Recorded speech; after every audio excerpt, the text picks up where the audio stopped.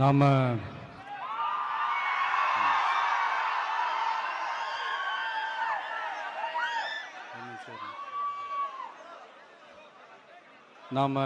அரசியலுக்கு வந்ததிலிருந்தே நம்மளை பற்றி நிறையா சில வதந்திகள் எல்லாமே சொல்லிக்கிட்டு இருக்காங்க இல்லையா?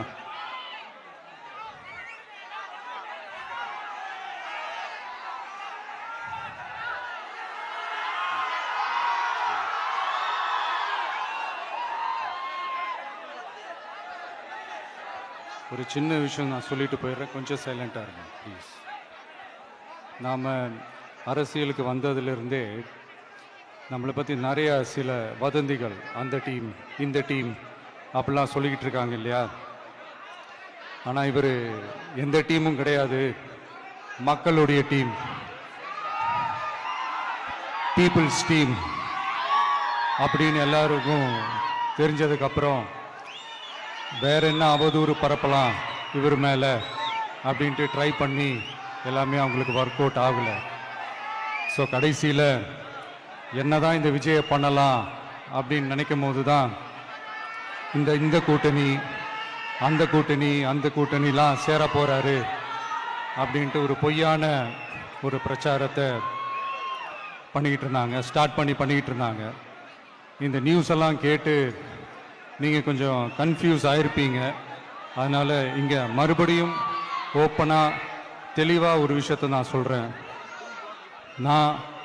நாங்கள் எப்பவுமே மதச்சார்பற்ற கொள்கைன்றதில், அந்த ஸ்டாண்ட்லேயோ, மதச்சார்பற்ற சமூக நீதின்ற அந்த நிலைப்பாட்டிலையோ எப்பவுமே சமரசம் வச்சிக்கவே மாட்டோம். நம்மளுடைய தலைமையில தான் ஆட்சி அப்படின்றதுல எப்பவுமே உறுதியாக இருக்கிறோம். நம்மளுடைய முதல் மாநாட்டில் கூட நான் சொன்ன மாதிரி அரசியலில் யாருக்காகவும் எதுக்காகவும் எந்த விதமான ஒரு சமரசமும் நாம் வச்சுக்க போகிறதே இல்லை, அந்த பேச்சுவார்த்தையே கிடையாது. சரிங்களா? அதனால் யார் என்ன அவதூறு பரப்புனாலும் தயவு செஞ்சு அதை நம்பாதீங்க. எல்லாம் வல்ல இறைவனின் அருளால் நாம நினைச்ச டார்கெட்டை நம்மளால நிச்சயமா அடைய முடியும். இன்னைக்கு என்னுடைய இஸ்லாமிய சகோதர சகோதரிகளுக்கு என்னுடைய ரமலான் நல்வாழ்த்துக்கள். கான்ஃபிடென்ட்டா இருங்க, நல்லதே நடக்கும், வெற்றி நிச்சயம்.